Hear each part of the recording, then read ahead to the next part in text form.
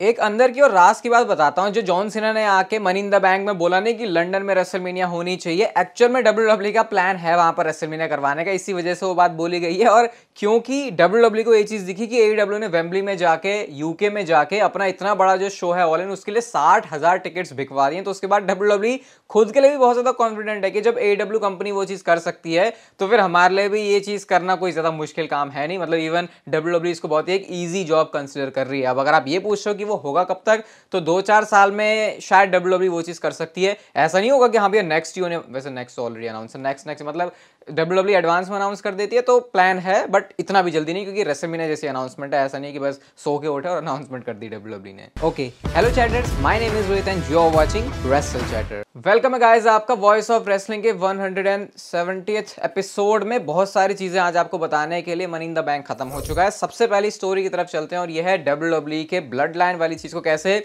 एक तरफा नंबर्स मिल रहे हैं। डब्ल्यूडब्ल्यूई ने अपने यूट्यूब चैनल के ऊपर काफी सारी वीडियोस डाली हैं, जहां पर सबसे ज्यादा जिस वीडियो ने रैंक किया है वो ब्लड लाइन वाली वीडियो, जहां पर ऊसोस और रोमन रेंस वाली जो वीडियो डब्ल्यूडब्ल्यूई ने डाली उस पर 3 मिलियन से ज्यादा व्यूज हैं। और मैं आपको कंपैरिजन बताऊं तो लास्ट इसके बाद जो सेकंड नंबर पर वीडियो है वो जॉन सीना की है, उस पर ऑलमोस्ट 700 के व्यूअर्स हैं। तो आप देख रहे हो ऑलमोस्ट 3 टाइम्स से भी ज्यादा डिफरेंस है उस वीडियो से जो कि सेकंड नंबर पर है। तो बाकी से तो आप लोग अभी कंपेयर करो ही मत इसे। ये जो नंबर है 3 मिलियन वाला, ये बहुत ही ज्यादा आगे, और इससे ये भी पता चल रहा है कि एक तरफा कैसे ये जो स्टोरी लाइन है फैंस का कितना ज्यादा इंटरेस्ट जनरेट कर रही है। अगली स्टोरी की तरफ गाइस हम लोग चलते हैं और ये रोमन रेंस से ही जुड़ी है। अब मैं आपसे कह सकता हूं कि मनी इन द बैंक हो चुका है और हमेशा किसी एक मेजर शो के बाद ये वाली अपडेट आ रही है कि रोमन रेंस का अपोनेंट कौन होने वाला है रेसलमेनिया में। तो अब इसके चांसेस आप लोग कह सकते हो ऑलमोस्ट लॉक कंफर्म हो गए कि वो सुपरस्टार वही है जिसके साथ हमने इस साल रोमन रेंस का मैच देखा था रेसलमेनिया। मैं रोमन रेंस और कोडी रोड्स के मैच की बात कर रहा हूँ।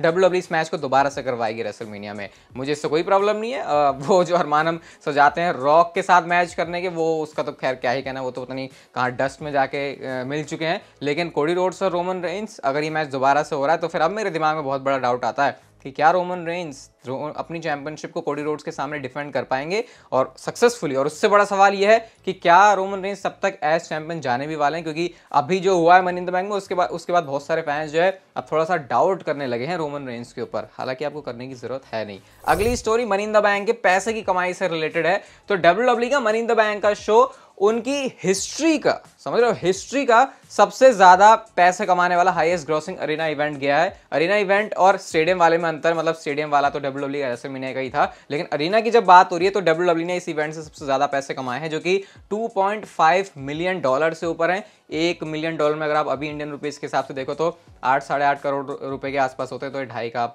सोच सकते हो 20 करोड़ से ऊपर का डब्ल्यूडब्ल्यूई का मामला जा रहा है। इवन डब्ल्यूडब्ल्यूई काफी सेटिस्फाइड भी है अपने सारे रिजल्ट से। ट्रिपल एस ने ये भी कहा भी जो नंबर्स हैं वो और भी आएंगे सामने, क्योंकि हॉलीडे की वजह से वो स्टैट सामने आ नहीं पाए। तो डब्ल्यूडब्ल्यूई की खुशी का तो कोई ठिकाना होता नहीं है भाई, जब भी वो यूके में जाके इवेंट करवाते हैं। और आपकी भी अब खुशी का कोई ठिकाना नहीं रहेगा। जैसे मैं आपसे कह ही रहा था कि कुछ इंडिया के इवेंट के बारे में चीज होगी, तो जिन लोगों ने #MITV में ट्विटर में पार्टिसिपेट किया था उनको मर्चेंडाइज तो मिलने ही वाली है, वो तो शॉर्टलिस्ट करके आपके पास पहुंच ही जाने वाले हैं। लेकिन मैंने ये चीज पहले से इसलिए नहीं बताई थी, जिन जिन लोगों ने इसमें पार्टिसिपेट किया वो हैं in line to get free tickets WWE के इंडिया वाले इवेंट की। अभी इसकी अनाउंसमेंट होने दो। अभी मैंने पहले से आपको इसलिए बताया कि मैं ये करूंगा क्योंकि मैं नहीं चाहता था कि इस वजह से आप सिर्फ वहां पे जाओ, मैं चाहता था कि एक्चुअल में आप लोग इन्वॉल्व हो चीज़ों में। तो ये आपके लिए एक ट्रीट है और धीरे धीरे वो सारी बातें आपको पता चल जाएंगी। और मर्चेंडाइज भी जिनको मिलने वाली है उनको कॉन्टैक्ट भी बहुत जल्दी कर लिया जाएगा। #MITV एक बहुत तगड़ी सक्सेस था हमारे लिए भी।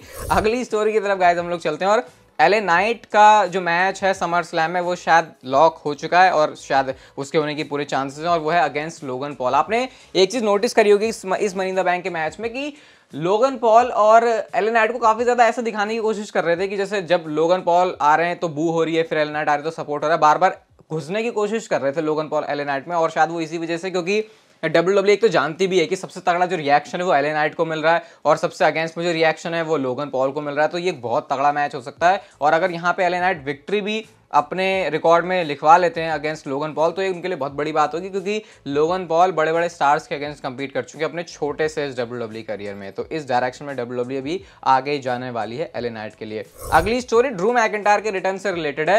तो ड्रू मैकिंटायर का रिटर्न डब्ल्यूडब्ल्यूई ने कुछ ज्यादा ही तगड़ा वाला सीक्रेट रखा था। मतलब जब गुंथर और रिडल का मैच स्टार्ट हुआ उसके बाद जाके ड्रू मैकिंटायर O2 अरीना में आए थे। तो मतलब डब्ल्यूडब्ल्यूई किसी भी तरीके से नहीं चाहते थे कि बस पता ना चले फैंस को कि ड्रू मैकिंटायर आने वाले हैं। हाँ, हमको आइडिया बहुत अच्छा था कि यूके में है तो भाई इससे बढ़िया जगह कोई होगी नहीं उनके रिटर्न के लिए, तो इस तरीके से WWE ने ड्रू मैकिंटायर के रिटर्न को एक सीक्रेट रखा था कि भाई पता नहीं चलना चाहिए किसी को। और WWE को भी एफर्ट्स और ज़्यादा मारने पड़ते हैं क्योंकि अब सोशल मीडिया का ज़माना है, कोई बंदा पता नहीं कहाँ से खुच करके फोटो निकाल दे और उसके बाद बस वो वायरल हो जाती है ट्विटर पे।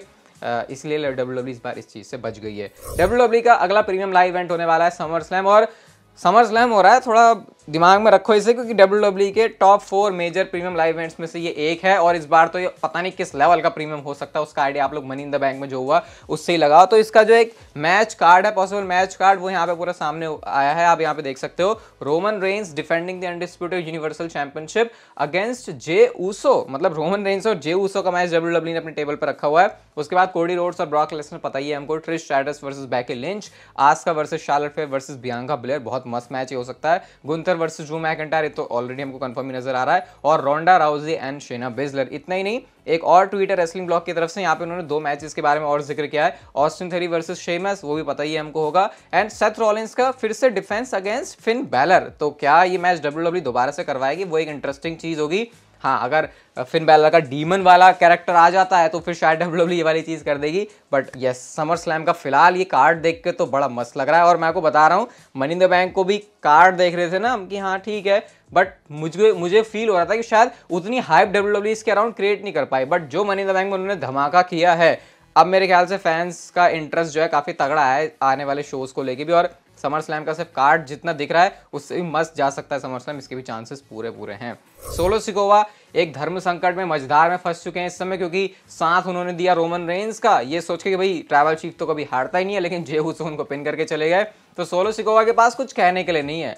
हाँ, इसमें कुछ नया नहीं है क्योंकि वैसे भी वो कुछ कहते नहीं है, लेकिन ट्विटर पर जो काफी सारी बातें बोलते थे, अब शायद यहाँ पर भी कुछ कहने के लिए नहीं है। आप सोलो सिकोवा का ये देखो ट्वीट, क्या है ट्वीट में, सिर्फ डॉट डॉट डॉट उन्होंने लिखा कि मतलब कुछ कहने के लिए नहीं है उनके पास, और बिना कुछ कहे भी उनके ट्वीट पर 6000 लाइक्स हैं। तो वही काम जो वो रिंग में करते थे आज उन्होंने सोशल मीडिया पर कर दिया है। अभी सोलो सिकोवा का मूव भी देखना बड़ा इंटरेस्टिंग रहेगा। अभी आपके दिमाग में होगा ना सवाल कि क्या होने वाला है सोलो सिकोवा के साथ, उसको भी थोड़ी देर में हम लोग डिस्कस करेंगे। अगली स्टोरी जॉन सीना से रिलेटेड है। तो जॉन सीना का मनी इन द बैंक में आने के बाद क्या रिएक्शन है, कितना मजा आया उनको, वो लिखते हैं, I am simply unable to express the love and gratitude I have for last night's audience. Thank you my WWE family for always welcoming back home.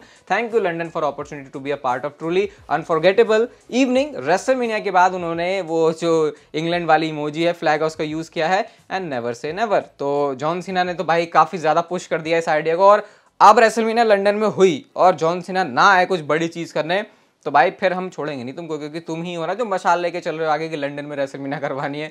वैसे हो ही जाएगा इस चीज़, क्योंकि अब जब वो इस चीज़ को पहले इनिशिएट कर रहे हैं, तो आई थिंक WWE के दिमाग में बात होगी भी अच्छे से। ऊसोस का रिएक्शन क्या है भाई साहब, रोमन रेंस को पिन करने के बाद, स्पेशली जे ऊसो ने पिन किया था। तो यहाँ पे वी द वंस नाउ पूछ रहे हैं जिमी एंड जे ऊसो कि अब बताओ कौन है असली वंस। तो यहाँ पे उन्होंने वो चीज़ प्रूव कर दी है रोमन रेंस को पिन करके। मैं सही में सोच रहा हूँ कि क्या होगा जब स्मैकडाउन में भी रोमन रेंस आने वाले हैं। मतलब हमने ये तो देखा है कि रोमन रेंस हारता है, चलो मतलब हारता भी नहीं है, चलो कभी कभी उसका पोपट हो जाता है कि उसकी पिटाई हो गई, उसके बाद ही हम एक्साइटेड होते हैं कि यार रोमन रेंस का अब रिएक्शन क्या होगा, किस मुंह से वो आएंगे। अब यहाँ पे तो भाई बंदा पिन ही हो गया है, तो वो जो गॉड मोड में रहने की बात करता है, वो जो tribal chief, island of relevancy, सारी बातें रोमन रेंस बोलते हैं, वो किस तरीके से आएंगे। एक ब्रोकन रोमन रेंस डेफिनेटली नजर आने वाला है हमको, या हो सकता है कि जब कहते हैं शेर ज्यादा घायल हो तो उसके बाद ही वो सबसे तगड़ा अपना मूव लेके आता है, तो क्या पता वो चीज वो कर सकते हैं। आज की नेक्स्ट एंड फाइनल स्टोरी की तरफ चलते हैं, और ये रोमन रेंस और पूरी ब्लड लाइन से रिलेटेड है। मैं शॉक एंड सरप्राइज हो गया ये चीज सुन के, और क्योंकि ये काफी सारे रिलायबल सोर्सेज की तरफ से आई है जो रिसेंटली सच प्रूफ हो रहे हैं। तो ये पता चला कि जो ब्लड लाइन का ये चैप्टर है उसको खत्म करने की बात हो रही है, और समर स्लैम में जाके चीजें सारी रैप अप हो जाएंगी। मतलब जो ये हम सारी चीज देख रहे हैं ये अब एंड होने वाली है, और रोमन रेंस अपने नए चैप्टर की तरफ बढ़ने वाले हैं इस हिस्टोरिक टाइटल रेन के अंदर। अब मेरे को एग्जैक्टली समझ में नहीं आ रहा कि क्या ये चीज होने वाली है, क्योंकि अभी समर स्लैम में चलो ये तो समझ आ रहा है कि सबसे ज्यादा चांसेस जे ऊसो के साथ ही रोमन रेंस का मैच होने के, लेकिन चैप्टर खत्म हो रहा है तो उसका क्या मतलब है। ये सोलो सिकोवा कहाँ जा रहे हैं फिर, या क्या इसका मतलब ये है कि Roman Reigns and solo Sikoa, चलो आप कहेंगे जो हुआ इन लोगों को रखो साइड में, हम रोमन एंड सोलो अपने अलग चलते हैं, और उसके बाद कुछ टाइम के लिए ये जो टेम्पररी ब्रेक है इस ब्लड लाइन वाली स्टोरी लाइन में लग जाए, क्योंकि ये खत्म होने वाली चीज तो मुझे लग नहीं रही है जब तक रोमन रेंस के पास चैंपियनशिप है। लेकिन फिर वही बात है, WWE इस ब्लड लाइन वाली स्टोरी लाइन में ऐसा कुछ कर देती है कि हमको खुद हम सोचने पे कंफ्यूज हो जाते हैं, मतलब सोचने पे मजबूर हो जाते हैं, कंफ्यूज हो जाते हैं कि ये क्या किया इन्होंने। हम तो ऐसा कुछ सोच ही नहीं रहे थे, जैसे रोमन रेंज पिन हो गए ये मनी इन द बैंक के शो में। तो देखते हैं क्या इसके लिए आगे होगा, बट आप लोग एक्साइटेड रहना, आगे बहुत सारी चीजें इंटरेस्टिंग चैनल पर होने वाली हैं। ये वीडियो गाइस अगर आपको अच्छी लगी तो इसे लाइक शेयर सब्सक्राइब और नोटिफिकेशन बेल को ऑन कर दो, and see you guys in my next video.